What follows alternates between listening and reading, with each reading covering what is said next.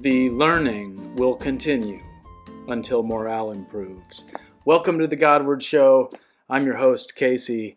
This is going to be the episode on Billy Budd, Sailor by Herman Melville. Seriously, let the discussion continue. This episode is a continuation of the last one, the one on law and authority. Pretty dense stuff, to be honest, and it is eliciting some thoughtful, pretty powerful replies, which I appreciate. If you're newish to my channel, certainly welcome, but you might want to scroll back in my episode list and go through the 4 episodes on Moby Dick at least, which kind of serve as a good entry point to what's going on in this episode, and the recent one on law and authority. So today, as I say, I'm going to consider Melville's final piece of fiction writing, Billy Budd, which was composed kind of fitfully over the last 5 years of his life and left kind of unfinished at his death in a chaotic pile of a manuscript after a nearly 30-year period in which Melville wrote only very dense poetry. But I want to say a few words about why we turn, in the midst of a conversation about the philosophy of law, to a fiction novella. Again, let's start with taking a look at a recent tweet that I posted about narrative, I guess. So here it is. There's a very specific claim here. That certain well-wrought narratives can tread on even higher ground than philosophy can attain. I'm basically just saying I think of certain kinds of fiction as being like higher than philosophy, than prosaic philosophy. And this isn't to be understood as a slight against philosophy. Indeed, Melville himself was reading Schopenhauer as he was writing Billy Budd in 1890 or so. But my claim is that fiction can demonstrate the principles laid out in philosophical prose and even kind of put these principles to a test in ways that maybe philosophical prose can't, which really means it forces readers, you, into the seat of the judge. And that's kind of why I'm encouraging many of you to read a book like this. This is the short stories of Melville, by the way. It's only this much of it at the end that's Billy Budd. It's about 80 pages. So hopefully you'll see and feel what I mean by being in the seat of the judge by the end of this episode. To begin, well, first of all, check out a public domain trailer for an old movie version of Billy Budd that I found recently. This is just 3 minutes long. Hope you enjoy it. Go.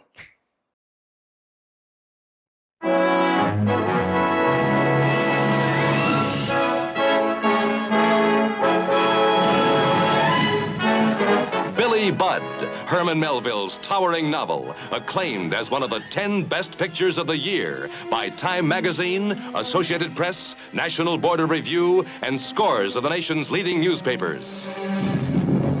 Sail 1 mile off the starboard bow. This is Terence Stamp, the young actor hailed by famed columnist Llewellyn Parsons as the screen's outstanding new star discovery. Follow him into the challenging world of Billy Budd. Is it a fight you want, then? Aye. There's a lad on the right's a man used to like a friendly fight.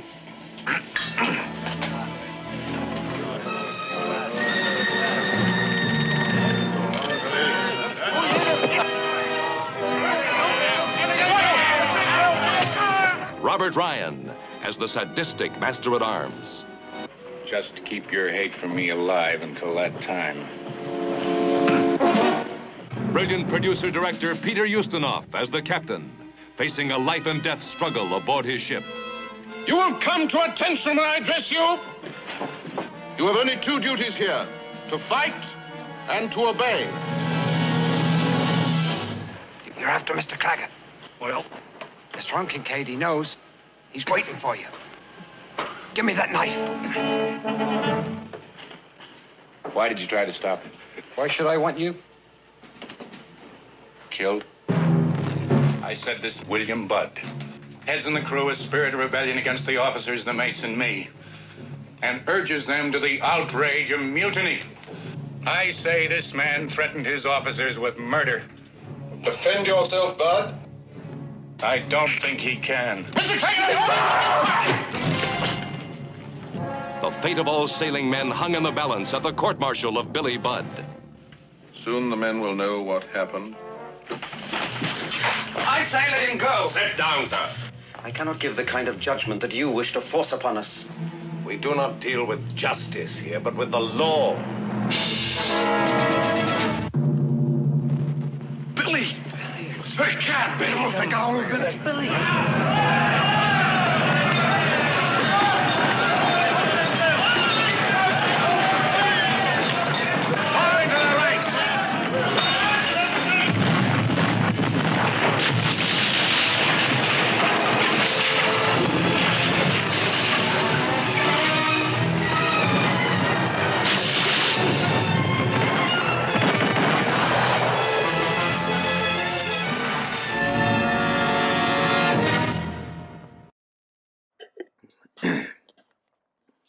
That's pretty fun, isn't it? I know. But let me try, almost against my better judgment, to give you a slightly fuller summary of what's going on in the story of Billy Budd.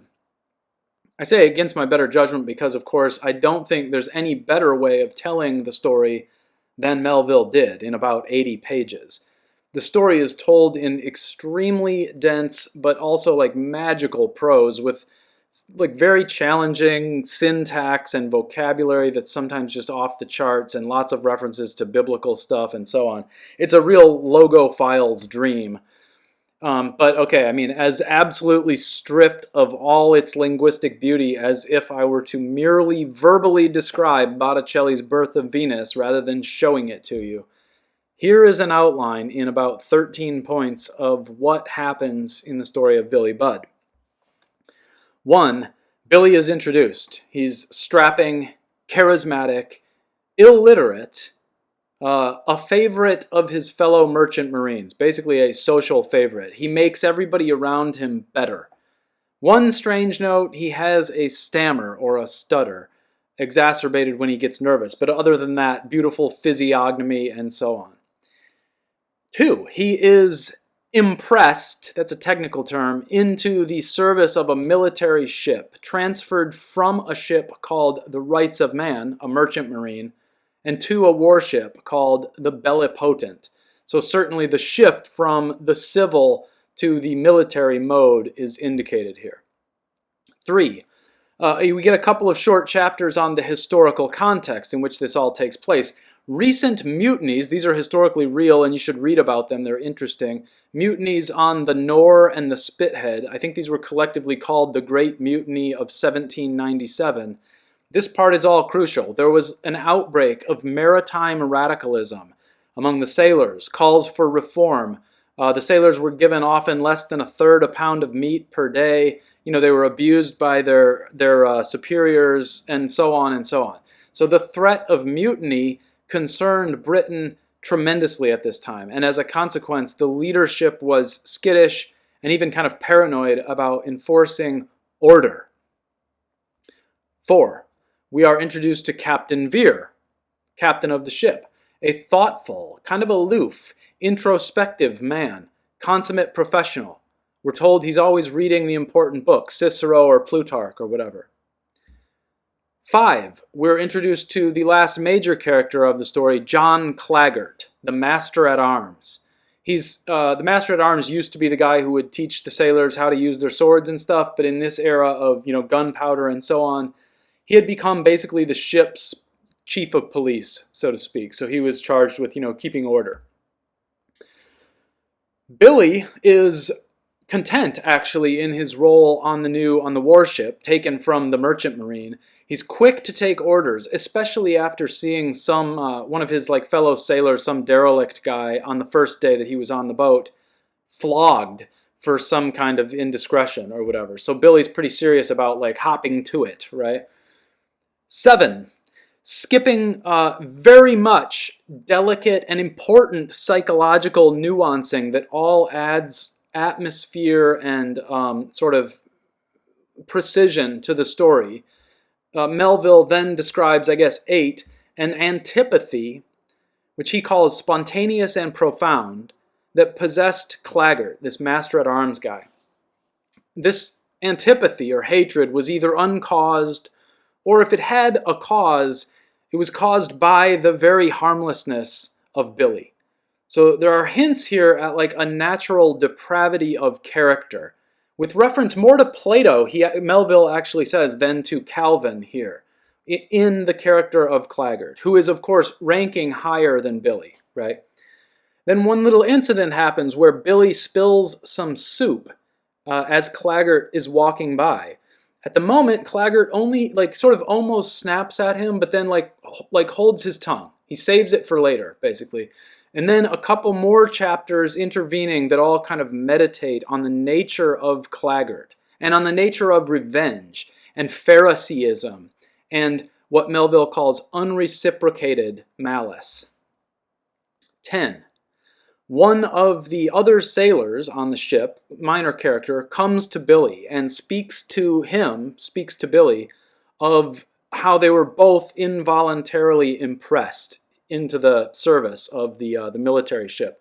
And there's a vague hint of mutiny here, sort of an invitation to Billy to participate in a mutiny. Billy immediately rebuffs him. Billy is clearly not mutinous. Okay? Point number 11, though, getting to the crisis now.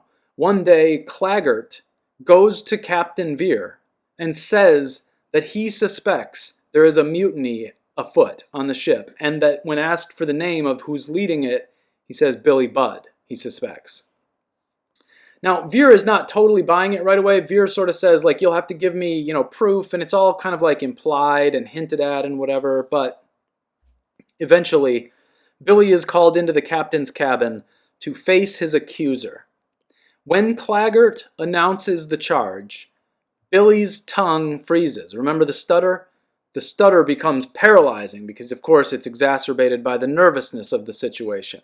Captain Vere sort of commands, "Speak out, man! Defend yourself from the charge," right? Now, fully panicked, Billy is unable to speak. And in an instant, it's described as like a bolt of lightning or something. Billy punches his accuser, Claggert, and hits him straight in the forehead, it says. Claggert falls back like a ton of bricks, probably already dead, but he hits his head on the deck. Captain Vere witnesses the whole thing from 3 feet away, and his first words are, "Fated boy, what have you done?" Claggert is dead.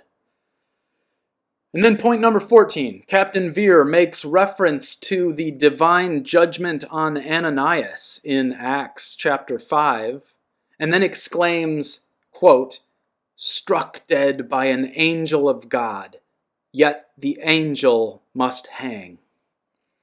And so Captain Vere calls for the drumhead court. And then finally, I guess, or almost finally, Melville reflects on the terrible timing of the situation with reference to the recent mutinies, 1797, the Great Mutiny of the Nore and the Spithead, or the Spitfire, or whatever it was called. And then he says, quote, narrating, "In the jugglery of circumstances preceding and attending the event on board the Bellipotent, and in the light of that martial code whereby it was formally to be judged, innocence and guilt personified in Claggert and Budd in effect changed places. In a legal view, the apparent victim of the tragedy was he who had sought to victimize a man blameless, and the indisputable deed of the latter, navally regarded, that means legally regarded, constituted the most heinous of military crimes. Yet more, the essential right and wrong involved in the matter, the clearer that might be, so much the worse for the responsibility of a loyal sea commander, inasmuch as he was not authorized to determine the matter on that primitive basis." And really, this is pretty much it. It's at this point in the story that you're in the judge's seat, as I was saying at the outset. Melville has crafted the story perfectly. There's plenty of justification on the side of law and authority. Mutiny is a real problem. Anarchism is bad. Wartime intensifies this sort of thing, right? But on the other hand, Billy is effectively morally innocent. He is beloved by all his shipmates. Truly a fated boy. I heard recently someone say that what really goes on YouTube is personal content, so I thought I'd mix some into this episode.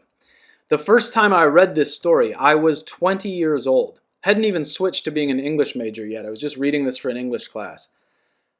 My dad was a Division II college basketball coach at the university I attended, and I was a sophomore there. And I also worked at the front desk at the sports building and stuff, where he was also a professor of kinesiology.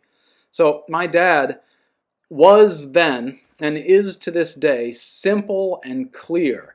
And even now at 73, he reminds me of Billy Budd. He can read, but he doesn't, and he doesn't need to.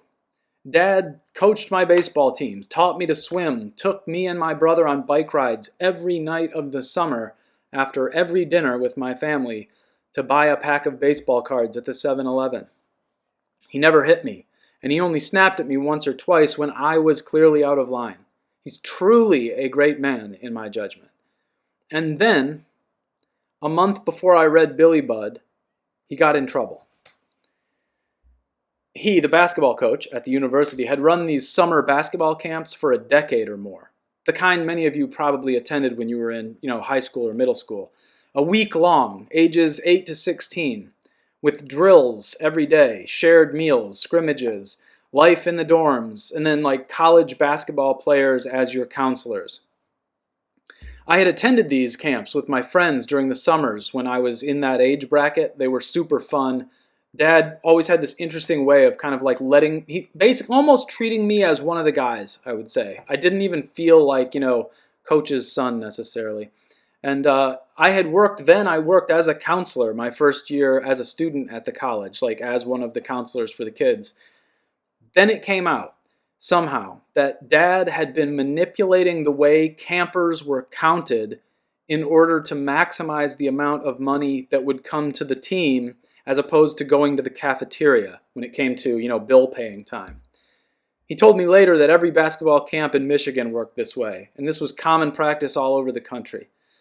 My dad didn't make an extra dime from it himself, but only did that so that he could hire more of his players so that they would be okay for summer money.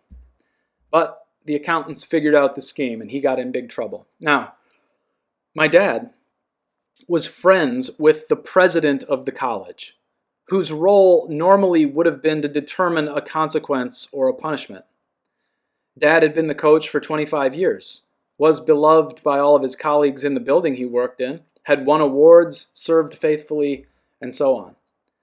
But for some reason, the president felt an obligation to recuse himself from the proceedings, probably in the interest of justice.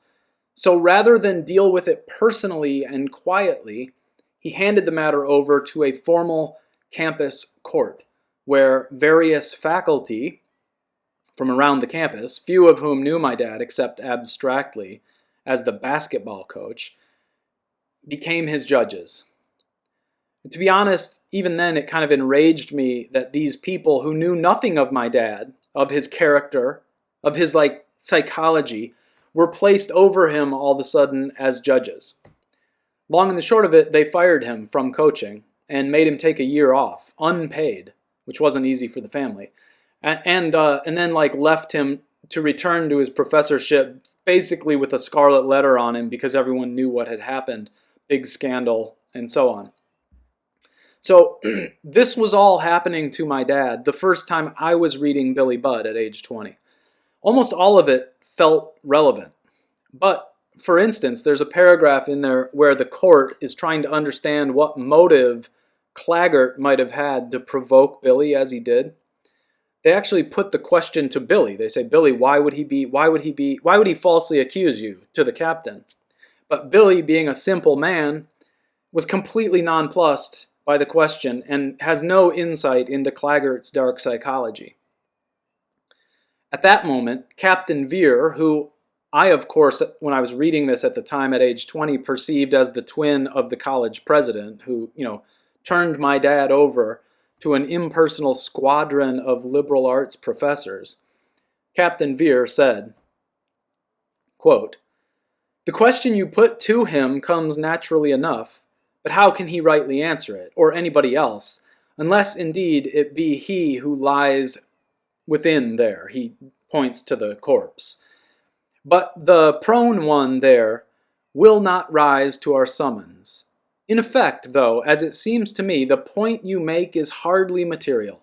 Quite aside from any conceivable motive actuating the master-at-arms, and irrespective of the provocation to the blow, a martial court must needs in the present case confine its attention to the blow's consequence, which consequence justly is to be deemed not otherwise than the striker's deed." In other words, nothing matters here except for this central fact. Sailor Bud punched Master-at-Arms Claggert and killed him. Now, is Captain Veer justified in setting aside all the humane and personal and psychological facts in the case? The circumstances of wartime and the need to maintain order seem to justify him on one side, and he is the sort of penultimate authority, right? Above him is only the law. Here, I do want you to think again of that scene I mentioned in the last episode at the beginning of John 8, the scene with the adulteress. But understand, as you consider it, what the law said during Jesus' lifetime. Leviticus 20:10. "If a man commits adultery with another man's wife, with the wife of his neighbor, both the adulterer and the adulteress are to be put to death." And the woman in John 8, it says, was caught in just this circumstance. Does it matter why she did it? Do we have to know her background? Do we have to know her whole story? Does it matter that many of the chief priests and elders were probably guilty of similar offenses but hadn't been caught? The law is very clear. But for some reason, Jesus, our Lord and Savior, my fellow Christians, Jesus convinced everyone at the scene to work around the authority of the law, which is, of course, the beginning of a slippery slope that leads to a rejection of the law entirely. It is unmistakably a turn towards liberalism. This is a fundamental part of the very basis of Christianity, and I will be happy to talk more about it with anyone who wants to. In fact, I want to invite Connor on the show if he and I can ever get our timing right, because I think he has an interesting argument to make, even if maybe I won't agree with it. It was on this basis, by the way, the turn to liberalism, that Nietzsche disliked Christianity. And it is on this basis that many of you identify Christianity as part of what you perceive to be the problem. Captain Veer continues his instruction to the martial jury. He says, quote, "I perceive in you," he's talking to the judges of the case, "a troubled hesitancy, proceeding, I doubt not, from the clash of military duty with moral scruple. Scruple vitalized by compassion. For the compassion, how can I otherwise than share it? But, mindful of paramount obligations, I strive against scruples that may tend to enervate decision. Not, gentlemen, that I hide from myself that the case is an exceptional one. Speculatively regarded, it well might be referred to a jury of casuists. But for us here, acting not as casuists or moralists, it is a case practical and under martial law practically to be dealt with. Our vowed responsibility is in this, that however pitilessly that law may operate in any instances, we nevertheless adhere to it and administer it. The Mutiny Act, war's child, takes after the father. Bud's intent or non-intent is nothing to the purpose. End quote. So, okay, I mean, well, if you consider it that way, there's not much else to think about, right? The long and the short of it, I mean, same as for my dad, so to speak.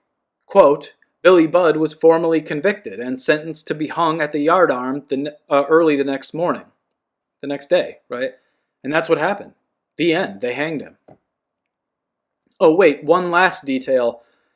As they put the noose around Billy's neck and asked him if he had any last words, without stuttering at all, Billy said, "God bless Captain Vere." And then they killed him. I mean, so what did Melville mean by this, right?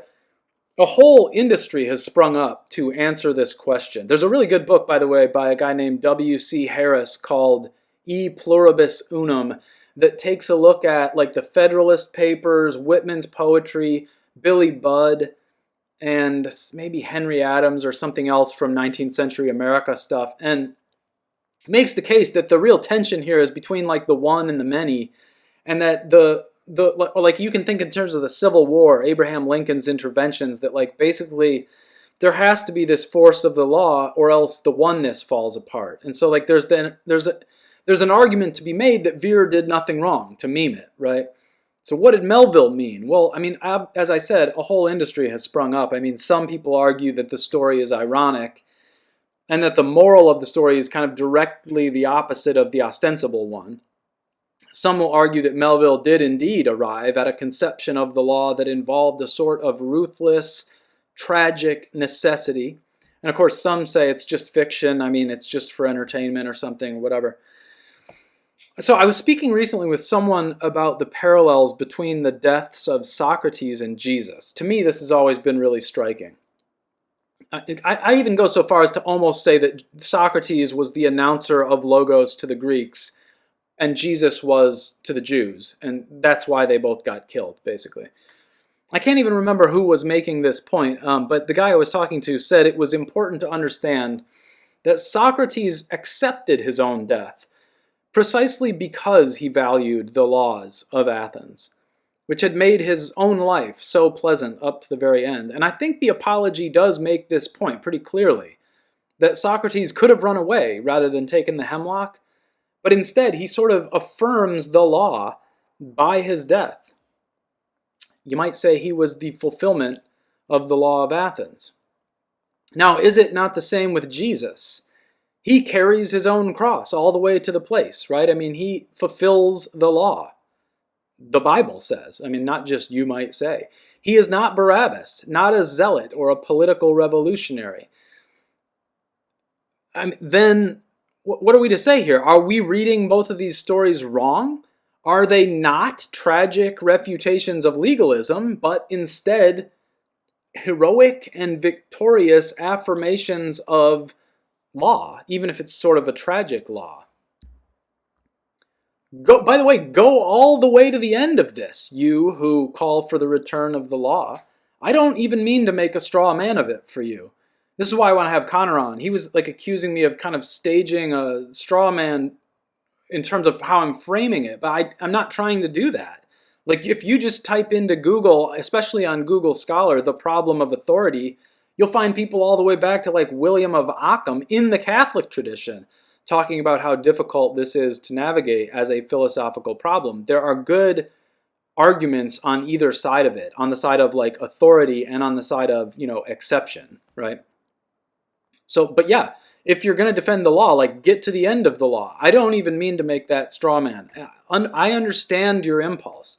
You see, moral degeneracy or even moral confusion on the one side. You see that our own ship, so to speak, is threatened with mutiny, if a coup is not already underway. You see that it's wartime or close to it. Again, I'm not talking about a straw man fascism or something, but about the authentic article, something that might be defensible, or the true imperium, the city of God, best you can understand it and articulate it. I'm sort of saying, stop blinking whenever your Protestant friends say to you, well, what about the Inquisition? No, rise to the challenge. Answer them, what about it, heretic? Sure, I mean, it sucks for the occasional Billy Budd who gets caught in the machinery. But there is no better solution, right? Nothing is perfect. And the law, you're saying, is the best we can hope for. It does seem, I gotta say, it does seem strange to me that those of you who are endorsing that view and call yourselves Christians would build a faith around a guy who lets the adulteress go, and then you're going to spend all your energy yammering on about how out of control the damned adulteresses are these days on TikTok or whatever. But maybe you do understand something I don't. Like, yeah, I mean, possibly. To me, it seems like kind of a lot of Judaizing. I mean, but hey, not if you're actually Jewish, by the way, I guess, right? In other words, it's consistent from a Jewish view. That's what is hard to understand about that scene at the beginning of John 8. Like, from a Jewish point of view, Jesus is just neglecting the law. This stuff about killing the adulteress, by the way, is really an interesting example, I think, especially for Catholics, probably, my wife being one of them, who I think are generally against the death penalty, are taught to be against the death penalty. But I mean, how do you salvage part of the law while exacto knifing out the other part? Leviticus is the law, indisputably, in Jesus' day, and the part of it that says, do not commit adultery, is the same as the part of it that says, and if someone does, kill them. But for whatever reason, I have a sense that something like even worse than tragic necessity is going on in these cases. The death of Jesus, the death of Socrates, the death of Billy Budd. These make me think again about how authority works, how it establishes itself, maintains itself, justifies itself.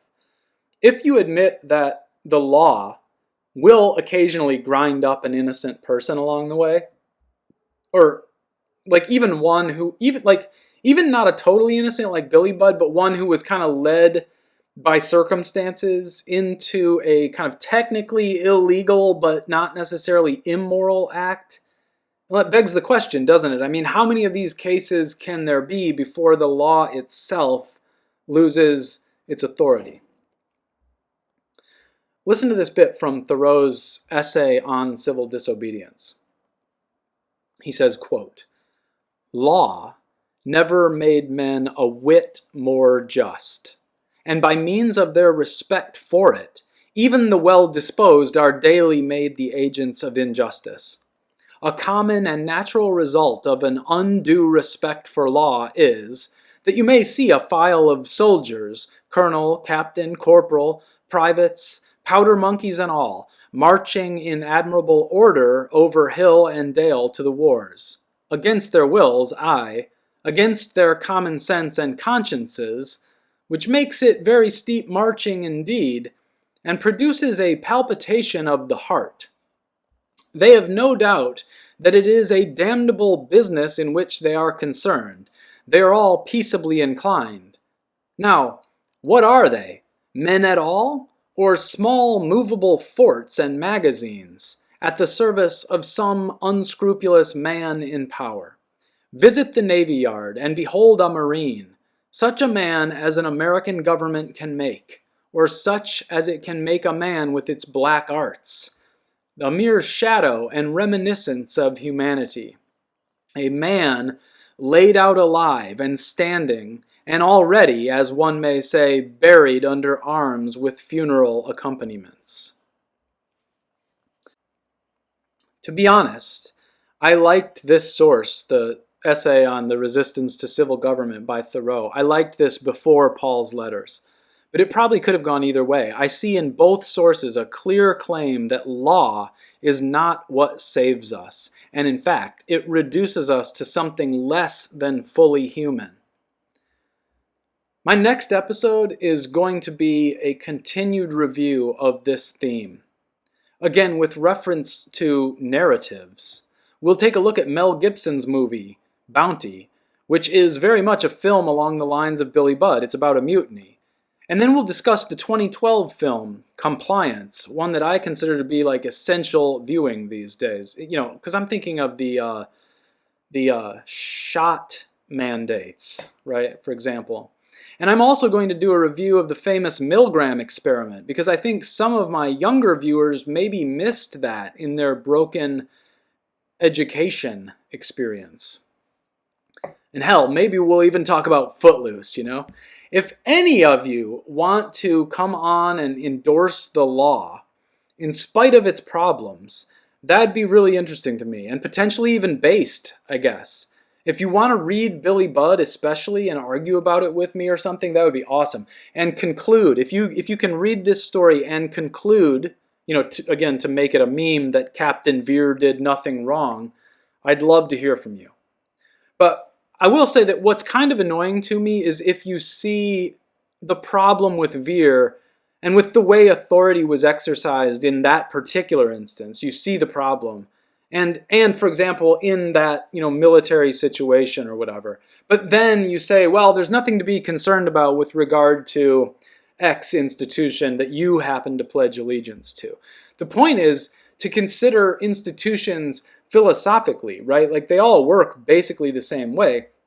There is the one exception, which is that if you'll say, no, I understand that about all worldly institutions, but the institution I've pledged myself to is literally supernaturally imbued with infallibility or something. In that case, I don't have an argument other than just to say that's not my faith, but it makes a kind of internal sense if you say it that way. Now, I do understand that some of you perceive like what I'm doing in these last couple episodes as a lurch toward liberalism, but I hope you'll at least understand that my target is corrupt and fake authority. So I hope you'll understand that I'm in this direction now precisely because there's been a mutiny on our ship, right? A moral coup has put a bunch of people whose authority I seriously question, to put it lightly, in charge of telling me and us what we can't do, right? And what we have to do. At the same time, I do understand that others of you have other concerns than politics, and that you feel that your own institutions are kind of implicitly attacked by this kind of rhetoric. I think I understand that, but it appears to me that your commitments to your institutions are primarily faith-based. And so we're talking about something other than pure philosophy there. If you believe that everyone who is formally a physician, for example, couldn't possibly harm your health, like if that's your faith, well, then you won't be open to my suggesting that the institution of medicine is broken at its core. And so if, you know, church members, you believe that your minister or pope is infallible in a kind of supernatural way, then that literally and by definition makes it impossible for you to consider the possibility that he's not fallible. Sorry, not infallible, right? And I suppose, as I said, that's okay if it works for you. But it's not my faith. Nevertheless, I would like to have that dialogue. I know Connor Cregan wants to talk about it. I'd love to hear from him. Anybody else who wants to take the side of like kind of, you know, legalism, the law, what does Nietzsche call it? Like whatever the opposite of like aristocratic authority instead of slave morality, you know, where we're going to have laws and we're going to hold people to them. I get it. I think I get it. You know, Solon and Lycurgus and so on, maybe. But I also think, hey man, I follow Jesus, and Jesus lets her go. Okay, thanks for listening to the Godward podcast. As I told you about the next episode. By the way, what I wanted to ask you is if anybody else has any other ideas about narratives that either reinforce the law or that like undermine it or make it a problem, send them my way in the comments section. I know there are others, they just aren't springing to mind right now. I'd be happy to consider some of them. I got a couple more episodes, 97, 98, 99, before I get to big episode 100 on Paul's letter to the Galatians. Okay, again, talk to you next time. Bye-bye.